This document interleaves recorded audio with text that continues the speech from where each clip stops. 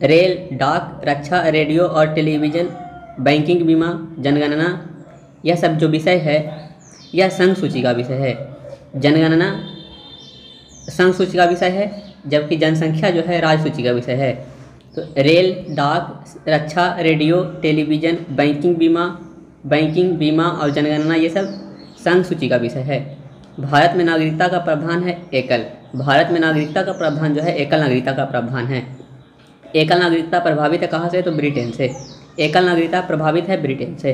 नागरिकता विषय है संघ सूची का। नागरिकता जो विषय है यह संघ सूची का विषय है। नागरिकता का उल्लेख है संविधान के भाग 2 में अनुच्छेद 5 से लेकर 11 तक। नागरिकता का जो उल्लेख है संविधान के भाग 2 में अनुच्छेद 5 से लेकर 11 तक। भारतीय नागरिकता प्राप्त की जा सकती है। भारतीय नागरिकता जो है कैसे कैसे प्राप्त किया जा सकता है? तो जन्म से प्राप्त किया जा सकता है, वंश परंपरा से किया जा सकता है, पंजीकरण से किया जाता है, देशीकरण से तथा भूमि के अर्जन द्वारा। तो नागरिकता जन्म से प्राप्त किया जा सकता है, वंश परंपरा से किया जा सकता है, पंजीकरण से प्राप्त किया जाता है, देशीकरण से तथा भूमि के अर्जन द्वारा। 4 प्रकार से आप लोग को नागरिकता प्राप्त किया जा सकता है। पंजीकरण द्वारा नागरिकता प्राप्त करने के लिए भारत में निवास करना होगा 5 वर्ष तक। पंजीकरण द्वारा नागरिकता प्राप्त करने के लिए भारत में निवास करना होगा 5 वर्ष तक। देशीकरण द्वारा नागरिकता प्राप्त करने के लिए भारत में निवास करना होगा 5 वर्ष तक। पंजीकरण द्वारा चाहे देशीकरण द्वारा नागरिकता प्राप्त करना होगा तो आप लोग किसी को 5 वर्ष तक यहाँ निवास करना होगा। पहला नागरिकता संशोधन बिल पारित हुआ था 1955 में। पहला नागरिकता संशोधन बिल पारित हुआ था 1955 में। भारतीय नागरिकता अधिनियम 1955 में संशोधन हो चुका है 6 बार। अंतिम बार हुआ था 2019 में। भारतीय नागरिकता अधिनियम 1955 में संशोधन हो चुका है 6 बार। अंतिम बार हुआ था 2019 में। नागरिकता को सर्वप्रथम परिभाषित किया था अरस्तू ने। नागरिकता को सर्वप्रथम किसने परिभाषित किया था? तो अरस्तू ने। मौलिक अधिकार संविधान के किस भाग में वर्णित है? तो भाग 3 में अनुच्छेद 12 से लेकर 35 तक। मौलिक अधिकार संविधान के किस भाग में वर्णित है? तो भाग 3 में अनुच्छेद पूछे तो 12 से लेकर 35 तक। भारत का मैग्ना कार्टा या अधिकार पत्र कहा जाता है भाग 3 को, यानी मौलिक अधिकार को। मौलिक अधिकार कहाँ से लिया गया है? तो रूस के संविधान से लिया गया। यह बात याद रखिएगा। भारत का मैग्ना कार्टा या अधिकार पत्र कहा जाता है भाग 3 को, जिसे मौलिक अधिकार कहा जाता है। मौलिक अधिकार लिया गया है अमेरिका के संविधान से। मूल संविधान में मौलिक अधिकार थे 7। मूल संविधान में मौलिक अधिकार 7 थे। वर्तमान में जो है मौलिक अधिकार 6 है। संपत्ति के अधिकार को मौलिक अधिकार से हटाकर उसको कानूनी अधिकार में शामिल कर दिया गया है। संपत्ति के अधिकार को मूल अधिकार की सूची से हटाकर विधिक यानी कानूनी अनुच्छेद 300 के काम में किया गया है 44वां संविधान संशोधन के द्वारा। संपत्ति के अधिकार को मूल अधिकार की सूची से हटाकर विधि यानी अधिकार अनुच्छेद 300 के का में किया गया है 44वां संविधान संशोधन 1978 द्वारा। मौलिक अधिकारों को संशोधित करने का अधिकार किसके पास है? तो संसद के पास। मौलिक अधिकार को जो संशोधित कर सकता है वह किसके पास है अधिकार? संसद के पास। संसद को मौलिक अधिकार में संशोधन का अधिकार दिया गया है केशवानंद भारती बाद में। संसद को मौलिक अधिकार में संशोधन का अधिकार दिया है केशवानंद भारती बाद ने। मौलिक अधिकार की रक्षा माना गया है। मौलिक अधिकार का रक्षक जो है किसे माना गया था? सर्वोच्च न्यायालय तथा उच्च न्यायालय को। मौलिक अधिकार का रक्षक जो माना गया है सर्वोच्च न्यायालय। सर्वोच्च न्यायालय जो है मौलिक अधिकार की रक्षा अनुच्छेद 32 के तहत, जबकि उच्च न्यायालय जो है मौलिक अधिकार का रक्षा अनुच्छेद 226 के तहत 5 प्रकार के रिट जारी करके कर सकता है। मौलिक अधिकार का निलंबन कर सकता है। मौलिक अधिकार का निलंबन कौन कर सकता है? तो राष्ट्रपति। मौलिक अधिकार का निलंबन कौन कर सकता है? तो राष्ट्रपति मौलिक अधिकार का निलंबन कर सकता है। मौलिक अधिकार का निलंबन कौन कर सकता है? तो राष्ट्रपति कर सकता है। मौलिक अधिकार में संशोधन कौन कर सकता है? तो वह संसद कर सकता है। संशोधन का बात आए तो संसद कर सकता है और निलंबन का बात आए तो राष्ट्रपति कर सकता है। अनुच्छेद 14 में कानून की समानता का अधिकार लिया गया है ब्रिटेन से। अनुच्छेद 14 में कानून की समानता यानी जो कानून होगा सभी के लिए समान होगा, इसका अधिकार लिया गया है ब्रिटेन से। अस्पृश्यता का अंत लिया गया है अनुच्छेद 17 से। अस्पृश्यता का अंत जो है अनुच्छेद 17 में है। उपाधियों का अंत अनुच्छेद 18 में है। उपाधियों का अंत अनुच्छेद 18 में है। अस्पृश्यता विरोधी अधिनियम लाया गया था 1955 में। अस्पृश्यता विरोधी अधिनियम लाया गया था 1955 में। प्रेस की स्वतंत्रता या बोलने की स्वतंत्रता वर्णित है अनुच्छेद 19 के ए में, यानी 19 के ए या क में। प्रेस की स्वतंत्रता या बोलने की स्वतंत्रता जो है वर्णित है अनुच्छेद 19 के ए में या क में। चौथा स्तंभ इंगित करता है प्रेस को। चौथा स्तंभ जो इंगित करता है प्रेस को। प्राण एवं दैहिक स्वतंत्रता का संरक्षण वर्णन है अनुच्छेद 21 में। प्राण एवं दैहिक स्वतंत्रता का संरक्षण वर्णन है अनुच्छेद 21 में। अल्पसंख्यक वर्गों के हितों का संरक्षण संबंधित अधिकार उल्लेखित है अनुच्छेद 29 में। अल्पसंख्यक वर्गों के हितों का संरक्षण संबंधित अधिकार उल्लेखित है अनुच्छेद 29 में।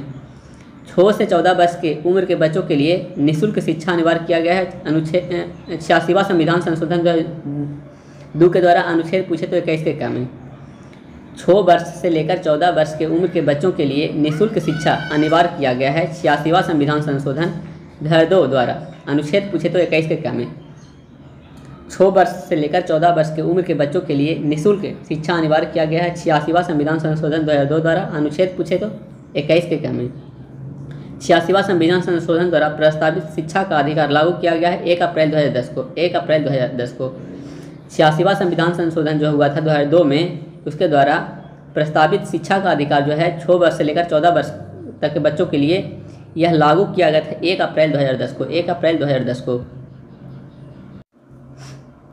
14 वर्ष से कम आयु के बच्चे द्वारा 14 वर्ष से कम आयु के बच्चे द्वारा जोखिम भरा काम प्रतिषेध किया गया है अनुच्छेद 24 में। 14 वर्ष से कम आयु के बच्चे द्वारा जोखिम भरा काम प्रतिषेध किया गया है अनुच्छेद 24 में। संविधान में संशोधन करके शिक्षा का अधिकार जोड़ा गया 1 अप्रैल 2010 को।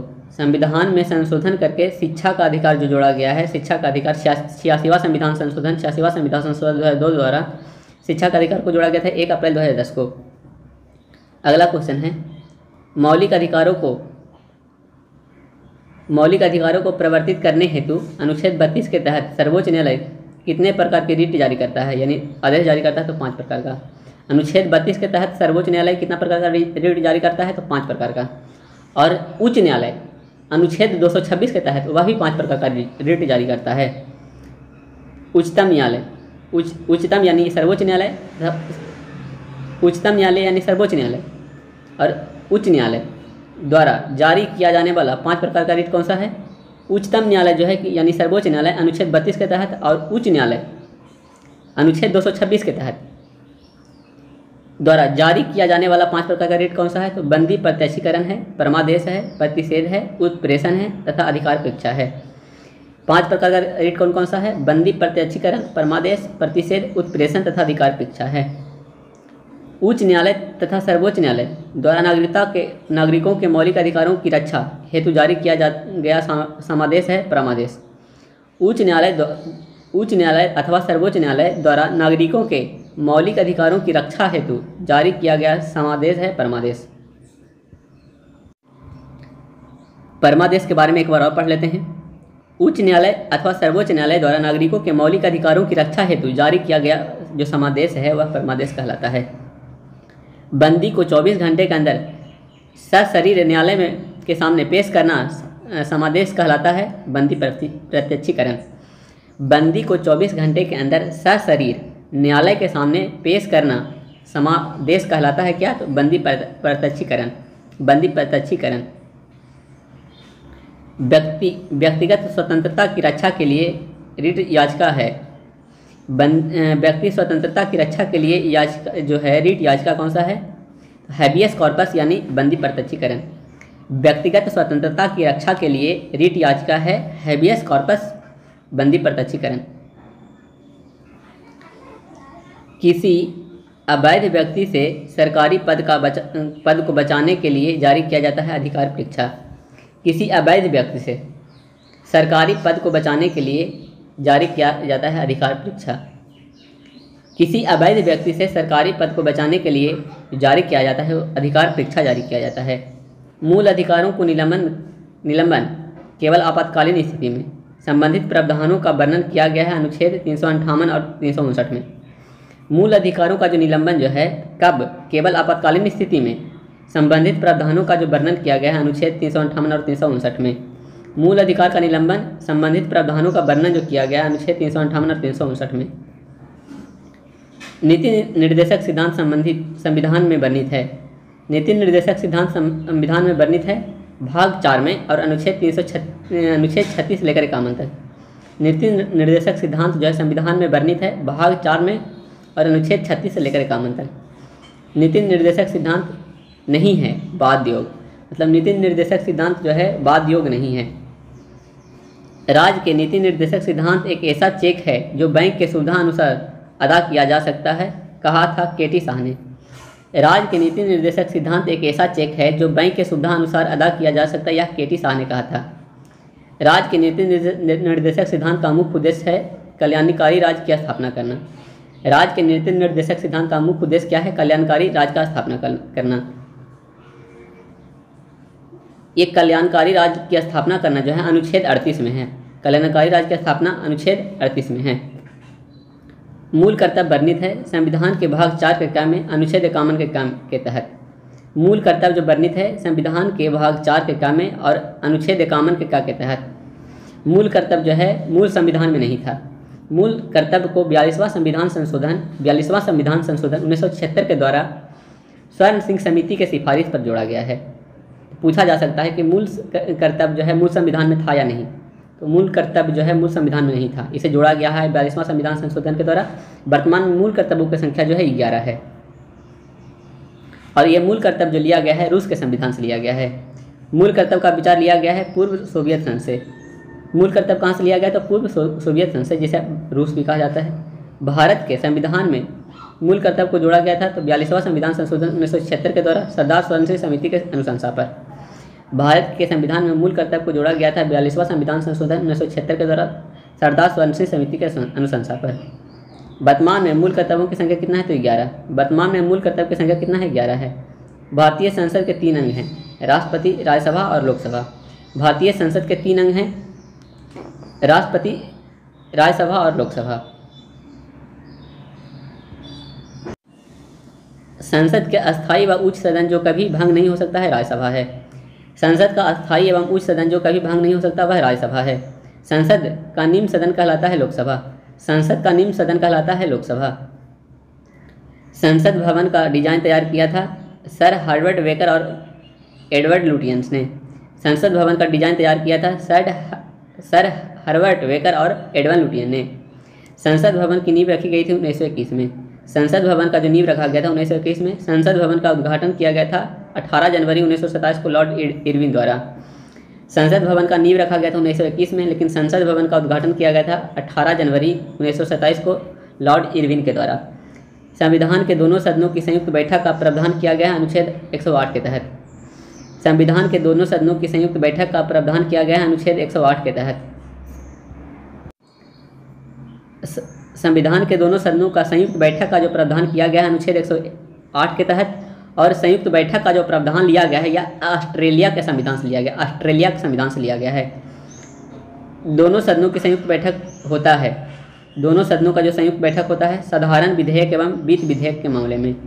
दोनों सदनों का संयुक्त बैठक कैसे होता है? तो साधारण विधेयक एवं वित्त विधेयक के मामले में। संसद के संयुक्त अधिवेशन बुलाता है राष्ट्रपति। संसद का संयुक्त अधिवेशन बुलाता है राष्ट्रपति। संसद के संयुक्त अधिवेशन की अध्यक्षता करते हैं लोकसभा के अध्यक्ष। संसद के संयुक्त अधिवेशन जो है अनुच्छेद 108 में है, उसको कहाँ से लिया गया? तो ऑस्ट्रेलिया के संविधान से लिया गया है। तो कह रहा है कि संसद के संयुक्त अधिवेशन को बुलाता है राष्ट्रपति, लेकिन उसका अधिवेशन कौन करेगा? तो लोकसभा का अध्यक्ष करेगा।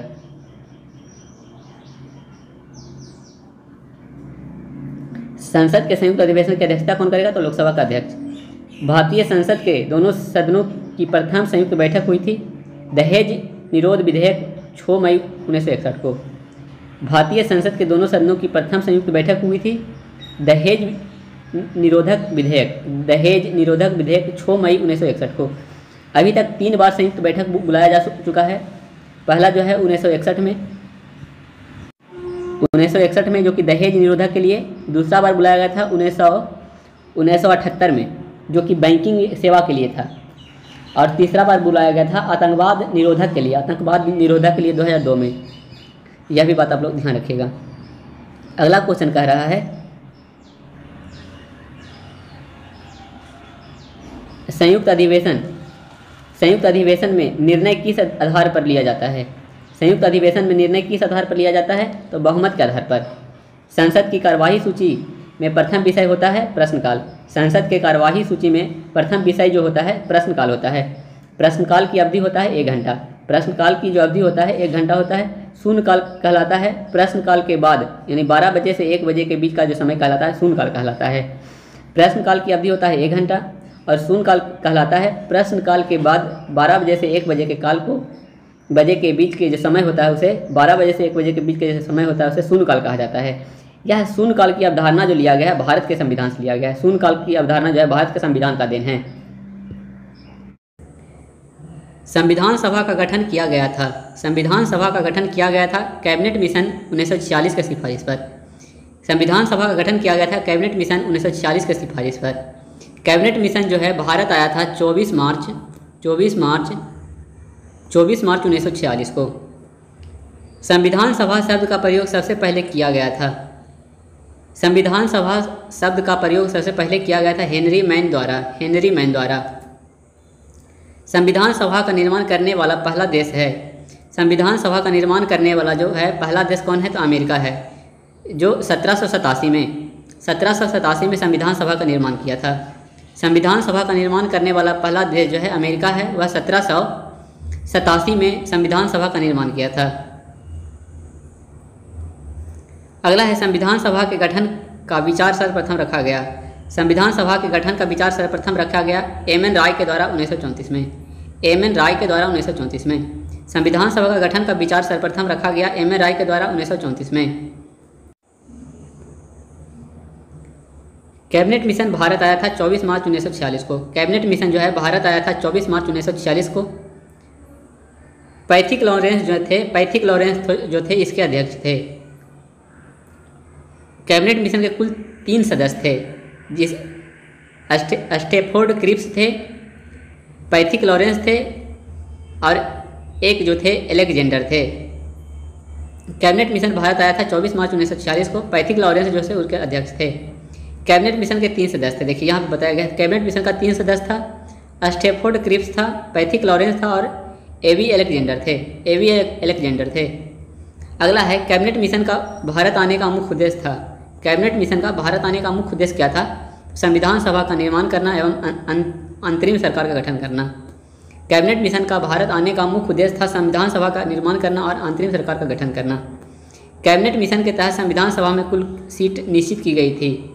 कैबिनेट मिशन के तहत संविधान सभा में कुल सीट कितना निश्चित किया गया था? तो 389, जिसमें 292 जो था ब्रिटिश प्रांत से था, 4 जो था कमिश्नरी क्षेत्र से था और 93 सीट देसी रियासत से था।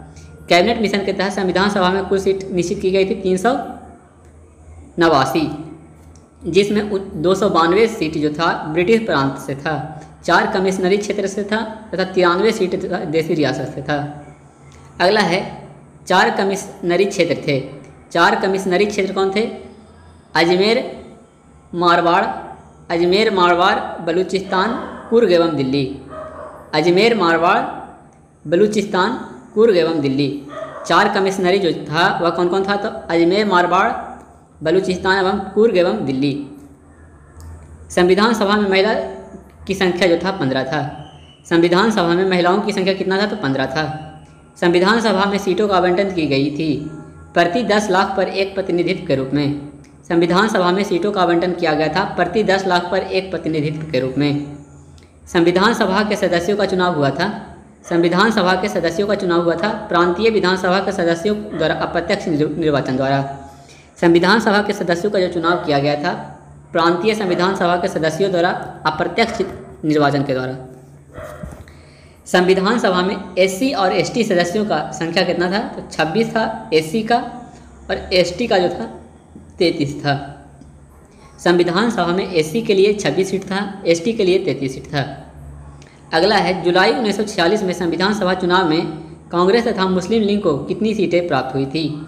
जुलाई 1946 में संविधान सभा के चुनाव में कांग्रेस को कितना सीट प्राप्त हुआ था और मुस्लिम लीग को कितना सीट प्राप्त हुआ था? कांग्रेस को जो प्राप्त हुआ था 208 सीट प्राप्त हुआ था और मुस्लिम लीग को 73 सीट प्राप्त हुआ था। संविधान सभा में किस रियासत का प्रतिनिधियों ने भाग नहीं लिया? संविधान सभा के किस रियासत के प्रतिनिधियों ने भाग नहीं लिया था? तो हैदराबाद के प्रतिनिधि ने संविधान सभा के रियासत में भाग नहीं लिया था। देश के विभाजन के बाद संविधान सभा में सदस्य रह गए थे, मतलब देश का जब विभाजन हो गया उसके बाद संविधान सभा में कुल कितना सदस्य रह गया था? 299 सदस्य। स्वतंत्रता पश्चात देश में रियासतें थी 562। स्वतंत्रता पश्चात देश में कितना रियासत था? 562 रियासत था।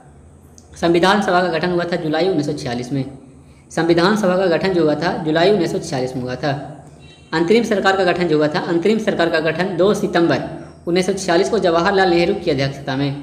अंतरिम सरकार का गठन जो हुआ था 2 सितंबर 1946 को जवाहरलाल नेहरू की अध्यक्षता में। संविधान सभा का प्रथम बैठक जो हुआ था 9 दिसंबर 1946 को दिल्ली में हुआ था। सदस्य जो थे 207 थे। मुस्लिम लीग के सदस्यों ने भाग नहीं लिया था। संविधान सभा का प्रथम बैठक 9 दिसंबर 1946 को दिल्ली में हुआ था। सदस्य जो था 207 था, उसमें मुस्लिम लीग के सदस्यों ने भाग नहीं लिया था। संविधान सभा के प्रथम बैठक की अध्यक्षता जो किए थे सच्चिदानंद सिन्हा ने किया था, यह अस्थायी अध्यक्ष थे। संविधान सभा का प्रथम बैठक की अध्यक्षता जो किए थे सच्चिदानंद सिन्हा ने किया था, यह एक अस्थायी अध्यक्ष थे। संविधान सभा के संवैधानिक सलाहकार कौन थे? तो बी.एन. राव थे। बी.एन. राव। संविधान सभा के संवैधानिक सलाहकार बी.एन. राव थे। संविधान सभा का प्रारूप तैयार किया था वी.एन. राव ने। इनका पूरा जो नाम है वेनेगल नरसिंह राव। संविधान सभा का प्रारूप तैयार किए थे बी.एन. राव यानी वेनेगल नरसिंह राव ने। संविधान सभा को संबोधित करने वाला पहला व्यक्ति था डॉक्टर सर्वपल्ली राधाकृष्णन। संविधान सभा को संबोधित करने वाले पहले व्यक्ति थे डॉक्टर सर्वपल्ली राधाकृष्णन। डॉक्टर राजेंद्र प्रसाद संविधान सभा के अस्थायी अध्यक्ष चुने गए थे 11 दिसंबर 1946 को संविधान सभा की दूसरी बैठक में। डॉक्टर राजेंद्र प्रसाद संविधान सभा के अस्थायी अध्यक्ष चुने गए थे 11 दिसंबर 1946 को। 9 दिसंबर 1946 को प्रथम बैठक हुआ था और 2 दिन बाद 11 दिसंबर 1946 को संविधान सभा की दूसरी बैठक में अस्थायी अध्यक्ष के रूप में डॉक्टर राजेंद्र प्रसाद को चुना गया था। संविधान सभा के समक्ष सबसे पहले लाया गया प्रस्ताव था उद्देश्य प्रस्ताव। संविधान सभा के समक्ष सबसे पहले लाया गया प्रस्ताव जो था उद्देश्य प्रस्ताव था। उद्देश्य प्रस्ताव पेश किया गया था जवाहरलाल नेहरू के द्वारा 13 दिसंबर 1946 को। याद रखिएगा कि 9 दिसंबर 1946 को संविधान सभा के अस्थायी अध्यक्ष सच्चिदानंद सिन्हा बने थे।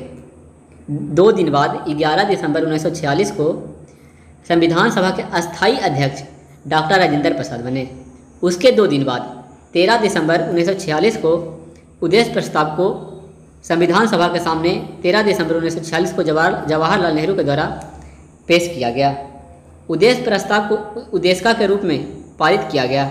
उद्देश्य प्रस्ताव को उद्देशिका के रूप में पारित किया गया था 22 जनवरी 1947 को, यानी संविधान सभा के द्वारा 22 जनवरी 1947 को उद्देश्य प्रस्ताव को स्वीकार कर लिया गया उद्देशिका के रूप में। उद्देशिका को ही कहा गया प्रस्तावना। उद्देशिका को ही कहा गया प्रस्तावना।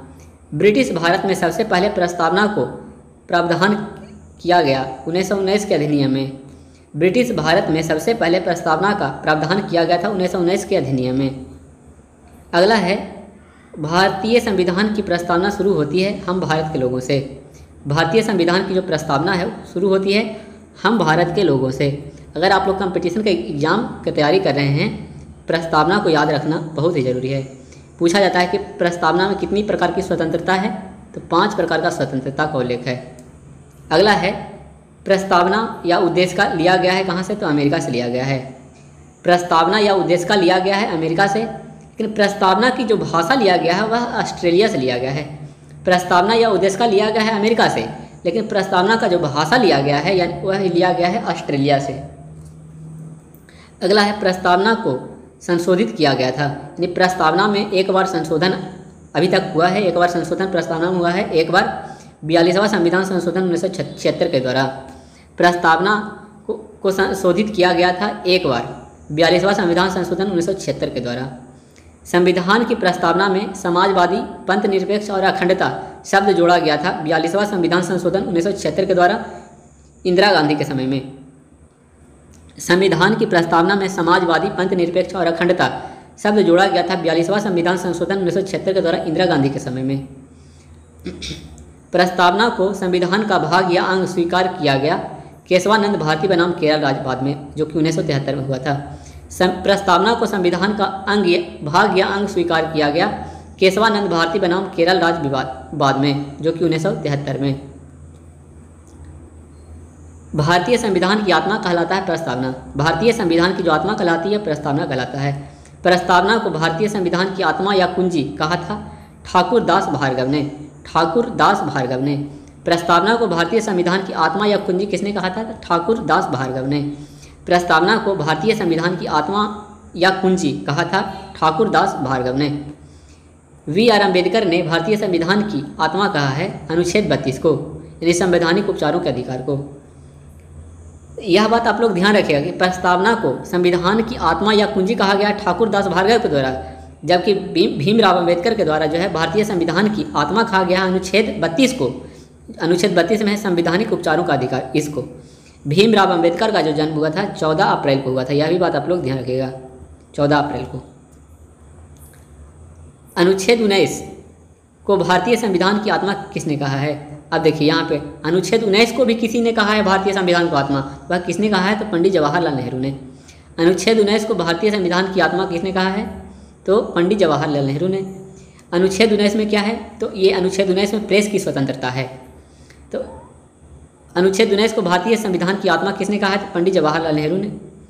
प्रस्तावना को भारतीय राजनीति की जन्म कुंडली कहा है K.M. मुंशी द्वारा। प्रस्तावना को भारतीय राजनीति की जन्म कुंडली मतलब भारतीय राजनीति का जो है जन्म कुंडली कहा गया है किसको? तो प्रस्तावना को।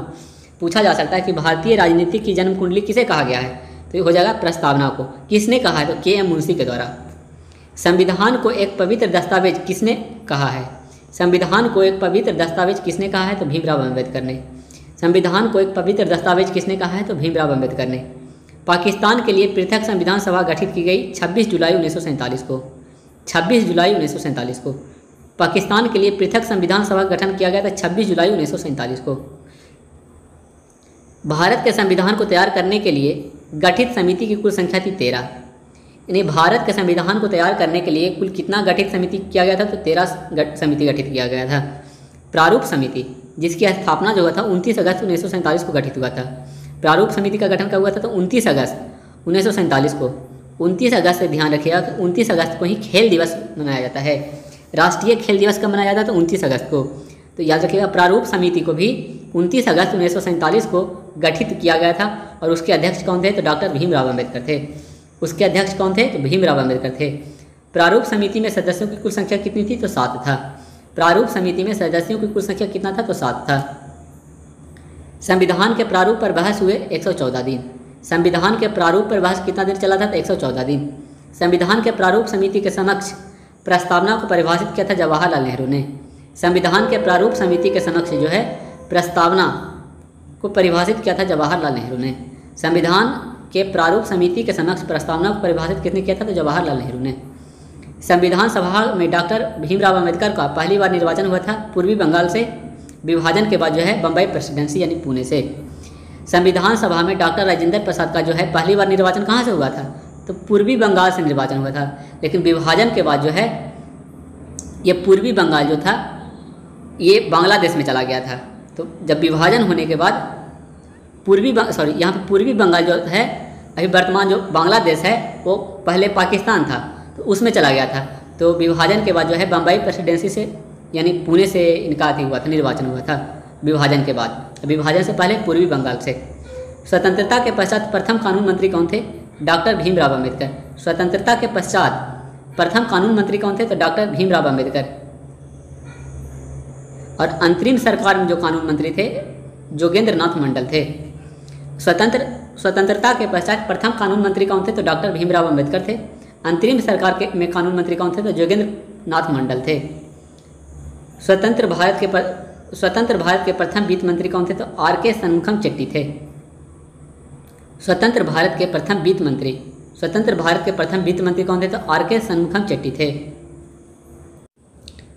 झंडा समिति, संचालन समिति तथा नियम समिति के अध्यक्ष थे डॉक्टर राजेंद्र प्रसाद। झंडा समिति, संचालन समिति तथा नियम समिति के जो अध्यक्ष थे वह डॉक्टर राजेंद्र प्रसाद थे। संघ संविधान समिति के जो अध्यक्ष थे पंडित जवाहरलाल नेहरू थे। ये संघ संविधान समिति में जो कुल सदस्य था यह 15 था। संघ संविधान समिति के जो अध्यक्ष थे, संघ संविधान समिति के जो अध्यक्ष थे पंडित जवाहरलाल नेहरू थे।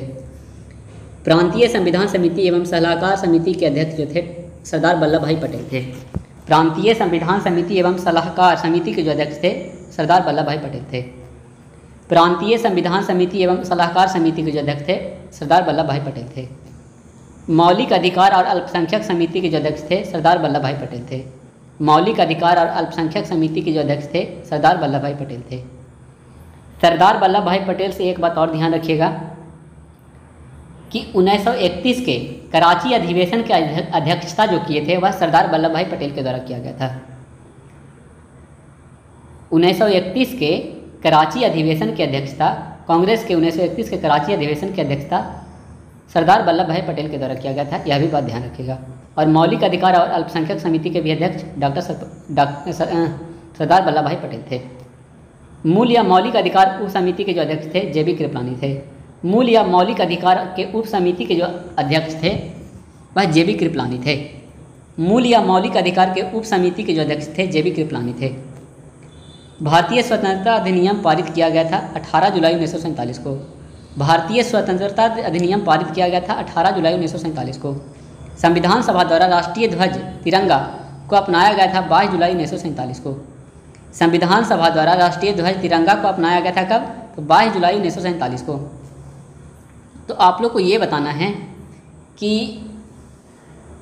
13 दिसंबर 1946 को प्रस्तावना को संविधान सभा के समक्ष जवाहरलाल नेहरू के द्वारा रखा गया था। तो इसको स्वीकार कब किया गया था? प्रस्तावना को कब स्वीकार किया गया था? तो ध्यान रखिएगा 22 जनवरी 1947 को स्वीकार किया गया था प्रस्तावना को। यहाँ पे कहा गया है संविधान सभा द्वारा राष्ट्रीय ध्वज तिरंगा को अपनाया कब गया था? तो 22 जुलाई 1947 को। तो झंडा दिवस कब मनाया जाता है? तो 22 जुलाई को झंडा दिवस मनाया जाता है। झंडा दिवस कब मनाया जाता है? तो 22 जुलाई को झंडा दिवस मनाया जाता है। भारतीय संविधान का निर्माण में लगा समय कितना था? 2 वर्ष 11 महीना 18 दिन लगा था। भारतीय संविधान के निर्माण में लगा समय कितना था? तो 2 वर्ष 11 महीना और 18 दिन लगा था। कहीं कहीं ऑप्शन में यह दिया हुआ रहेगा कि 2 साल से अधिक और 3 साल से कम दिन, तो यह भी आंसर सही हो जाएगा। यानी 2 वर्ष 11 महीना और 18 दिन। संविधान सभा के कुल अधिवेशन हुए थे तो 11। संविधान सभा के कुल कितने अधिवेशन हुए थे? तो 11 अधिवेशन हुए थे। कुल अवधि जो था 165 दिन। संविधान सभा के कुल अधिवेशन हुए थे 11, कुल 11 अधिवेशन हुआ था और कुल अवधि जो था 165 दिन का था। संविधान सभा द्वारा भारतीय संविधान को अपनाया और अंगीकृत या अधिनियमित किया गया था कब? तो 26 नवंबर 1949 को। संविधान सभा द्वारा भारतीय संविधान को अपनाया और अंगीकृत और अधिनियमित कब किया गया था? तो 26 नवंबर 1949 को। 26 नवंबर 1949 को अपनाया गया, अंगीकृत किया गया और अधिनियमित किया गया। संविधान दिवस या विधि दिवस कब मनाया जाता है? तो 26 नवंबर को। संविधान दिवस या विधि दिवस कब मनाया जाता है? तो 26 नवंबर को। संविधान सभा की अंतिम बैठक हुई थी 24 जनवरी 1950 को। संविधान सभा का जो अंतिम बैठक हुआ था वह 24 जनवरी 1950 को हुआ था। अगला है संविधान सभा द्वारा राष्ट्रीय गान के रूप में जन गण मन को स्वीकार किया गया था 24 जनवरी 1950 को। संविधान सभा द्वारा राष्ट्रीय गान हमारा क्या है? तो जन गण मन है। और राष्ट्रीय गीत कौन है? तो वंदे मातरम है। यह भी बात ध्यान रखिएगा। संविधान सभा द्वारा राष्ट्रीय गान के रूप में जन गण मन को स्वीकार किया गया था 24 जनवरी 1950 को। 24 जनवरी 1950 को। संविधान सभा द्वारा राष्ट्रीय गीत के रूप में वंदे मातरम को स्वीकार किया गया था 26 जनवरी 1950 को। संविधान सभा द्वारा राष्ट्रीय गीत वंदे मातरम को स्वीकार किया गया था तो 26 जनवरी 1950 को। और ये वंदे मातरम जो है किनके द्वारा लिखा गया है? तो बंकिम चंद्र चटर्जी के द्वारा लिखा गया है, जो कि राष्ट्रीय गीत है। जबकि राष्ट्रीय गान जो है जन गण मन है, यह किनके द्वारा लिखा गया? तो रविंद्रनाथ टैगोर के द्वारा लिखा गया है। यह भी बात ध्यान रखिएगा। अगला है संपूर्ण संविधान लागू हुआ था 26 जनवरी 1950 को। संपूर्ण संविधान कब लागू हुआ था? तो 26 जनवरी 1950 को। मूल संविधान लिखा गया है अंग्रेजी में। मूल संविधान जो लिखा गया है वो किस भाषा में लिखा गया है? तो अंग्रेजी भाषा में लिखा गया है। भारतीय संविधान को लिखने वाले सुलेखक थे, कौन थे? प्रेम बिहारी नारायण रायजादा। भारतीय संविधान को लिखने वाले सुलेखक थे प्रेम बिहारी नारायण रायजादा। भारतीय संविधान को लिखने वाला सुलेखक थे प्रेम बिहारी नारायण रायजादा। भारतीय संविधान के मूल प्रति को चित्रित से सजाया था कौन? तो नंदलाल बोस ने। भारतीय संविधान को मूल प्रति को चित्रों से किसने सजाया था? तो नंदलाल बोस ने। भारतीय संविधान को के मूल प्रति को चित्रों से किसने सजाया था? तो नंदलाल बोस ने। अगला है, संविधान का नामांकन भारत के संविधान के रूप में किया गया अनुच्छेद 393 में। संविधान का नामांकन भारत के संविधान के रूप में किया गया अनुच्छेद 393 में। संविधान का नामांकन भारत के संविधान के रूप में किया गया अनुच्छेद 393 में। यह बात ध्यान रखिएगा। 393 में क्या किया गया? तो संविधान का नामांकन भारत के संविधान के रूप में किया गया अनुच्छेद 393 में। भारतीय संविधान का जनक कहा जाता है डॉक्टर भीमराव अम्बेडकर को। डॉक्टर भीमराव अम्बेडकर का जो जन्म हुआ था 14 अप्रैल 1891 में। 14 अप्रैल 1891 में महू मध्य प्रदेश में। भीमराव अम्बेडकर का जो जन्म हुआ था 14 अप्रैल 1891 में महू मध्य प्रदेश में। भारतीय संविधान की प्राकृतिक जो है एकात्मक और संघात्मक है। भारतीय संविधान की जो प्रकृति है वो एकात्मक और संघात्मक है। अगला है, भारत एक धर्मनिरपेक्ष देश है, इसका तात्पर्य है सभी धर्मों का महत्व स्वीकार करना। भारत एक धर्मनिरपेक्ष देश है, इसका तात्पर्य है कि सभी धर्मों का महत्व स्वीकार करना। अगला है, भारत एक गणतंत्र है, इसका अर्थ क्या है? तो भारत में राष्ट्र का प्रधान जो है राष्ट्रपति निर्वाचित होता है। भारत एक गणतंत्र है, इसका अर्थ जो है भारत का राष्ट्र का प्रधान जो है यानी राष्ट्रपति निर्वाचित होता है। भारत का संविधान है अंशतः कठोर और अंशतः लचीला। भारत का जो संविधान है अंशतः कठोर है और अंशतः लचीला है। भारतीय संविधान को अर्धसंघीय संविधान कहा था केसी व्हीलर ने। भारतीय संविधान को अर्धसंघीय संविधान कहा था किसने? केसी व्हीयर ने। केसी व्हीयर। मूल संविधान में अनुच्छेद, अनुसूची और भागों की संख्या थी। मूल संविधान में अनुच्छेद, अनुसूची और भागों की संख्या थी। तो अनुच्छेद जो था 395 था, अनुसूची था 8 जो कि वर्तमान में 12 है, और भाग जो है 22 था। वर्तमान में अनुच्छेद हैं तो जो जुड़कर हो गए हैं 495 से अधिक, 495 से अधिक। लेकिन संख्या में बोले तो 395 भी अभी भी हैं, लेकिन गिनती में हो गए। जैसे कि हो गया का खा जुड़ के हो गया, जैसे 39 का हो गया, ये सब। अगला है, वर्तमान में अनुसूचियों की संख्या कितना है? तो 12 है। अनुसूची जो था मूल संविधान में 8 था, अभी वर्तमान में 12 है। वर्तमान में संविधान में कुल कितने भाग हैं? तो 25 भाग हैं। राज्यों का नामों की सूची एवं उसके राज्य क्षेत्र का ब्यूरो देता है पहली अनुसूची।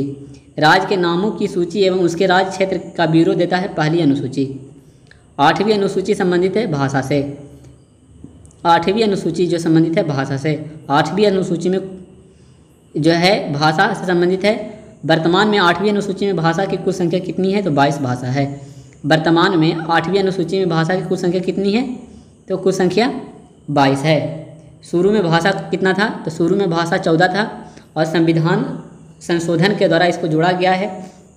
जैसे कि 21वां संविधान संशोधन के द्वारा इसमें सिंधी जोड़ा गया था पहला भाषा। फिर 71वां संविधान संशोधन हुआ, उसमें नेपाली, कोंकणी और मणिपुरी जोड़ा गया था। फिर 92वां संविधान संशोधन हुआ था, उसके तहत 4 भाषा जोड़ा गया था, बोडो, डोगरी, मैथिली, संथाली जोड़ा गया था, जो कि वर्तमान में 22 भाषा हो गया है। और शुरू में कितना था? तो 14 था। पूछता है कि 14 शुरू में था तो पहला भाषा कौन सा जोड़ा गया था? 15वां। तो 21वां संविधान संशोधन के द्वारा सिंधी जोड़ा गया था।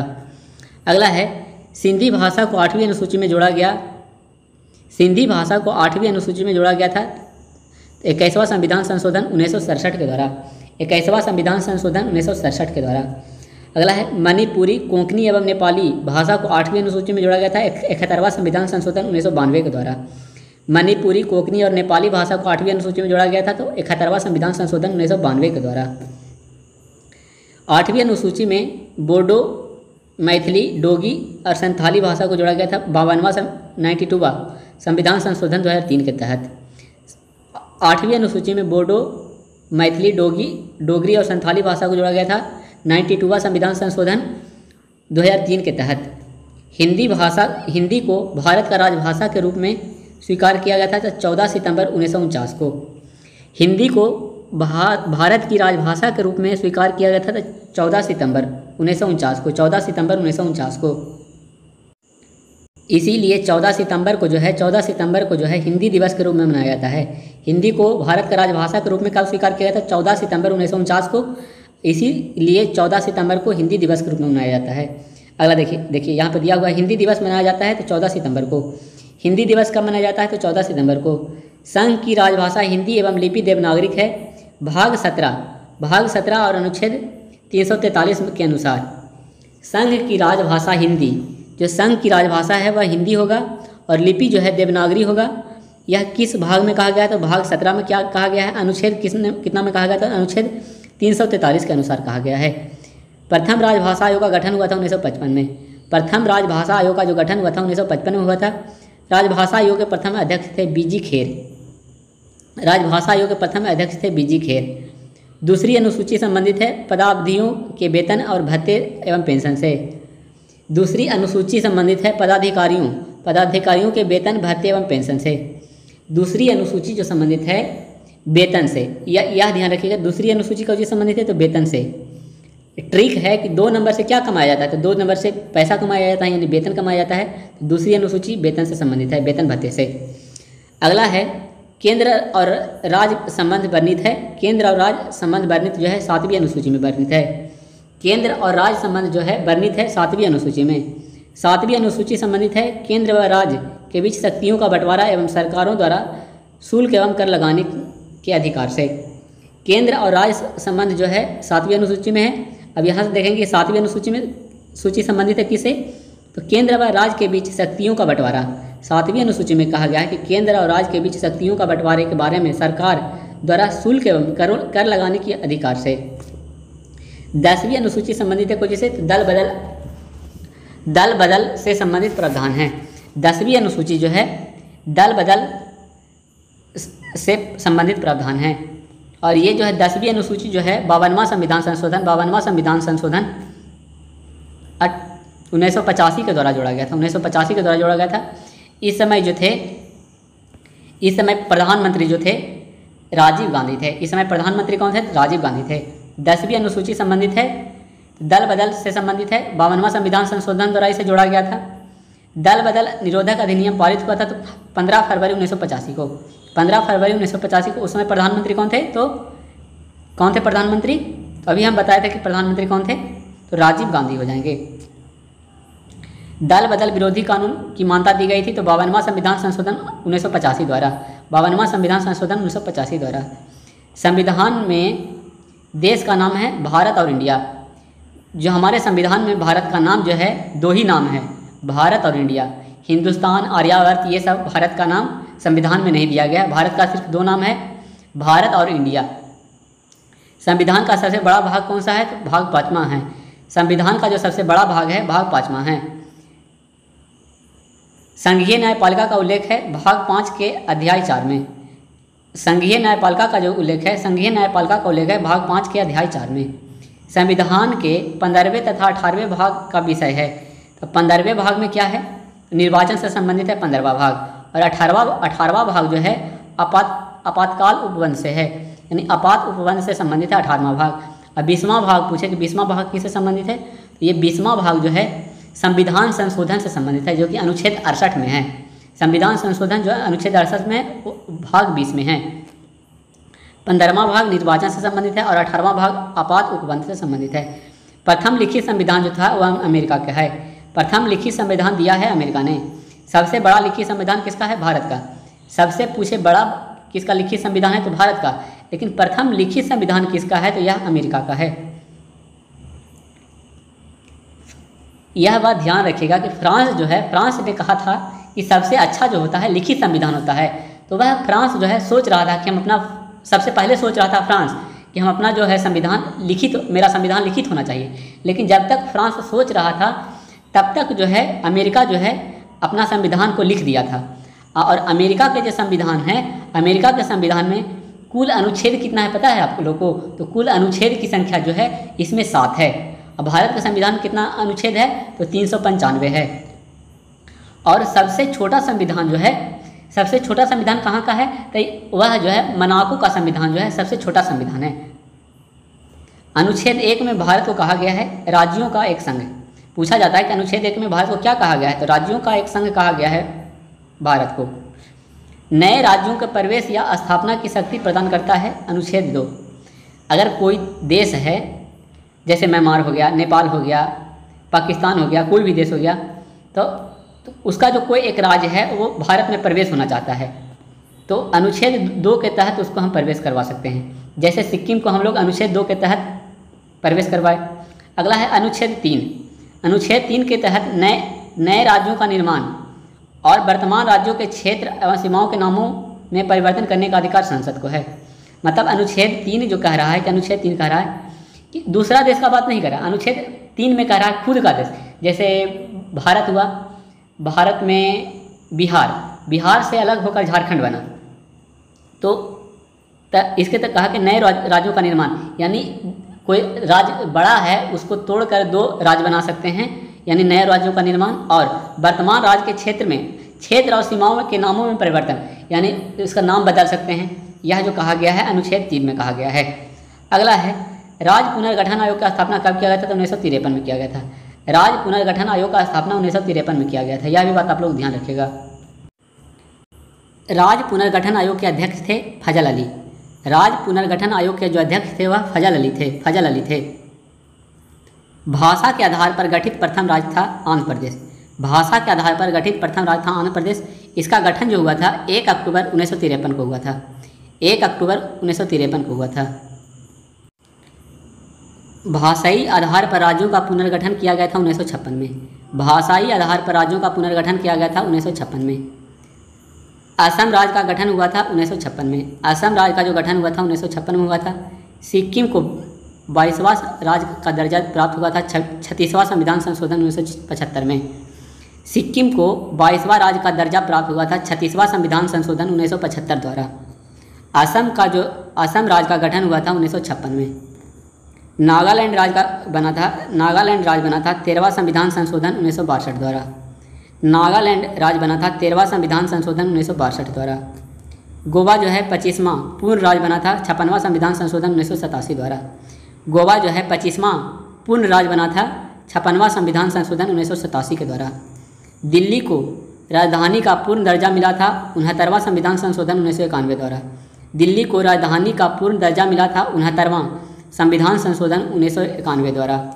छत्तीसगढ़, उत्तराखंड और झारखंड का जो स्थापना हुआ था, छत्तीसगढ़ का स्थापना हुआ था 1 नवंबर 2000 ईस्वी को। छत्तीसगढ़ का स्थापना हुआ था 1 नवंबर 2000 ईस्वी को। उत्तराखंड का जो स्थापना हुआ था 9 नवंबर 2000 ईस्वी को। और झारखंड का जो स्थापना हुआ था 15 नवंबर 2000 ईस्वी को। छत्तीसगढ़ का स्थापना 1 नवंबर 2000 ईस्वी को, उत्तराखंड का 9 नवंबर 2000 ईस्वी को और झारखंड का जो स्थापना हुआ था 15 नवंबर 2000 ईस्वी को।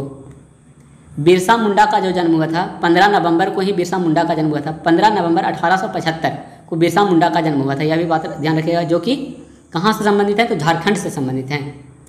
बिरसा मुंडा का जन्म 15 नवंबर 1875 को हुआ था और झारखंड का जो स्थापना भी हुआ था 15 नवंबर 2000 ईस्वी को हुआ था, यह भी बात ध्यान रखिएगा।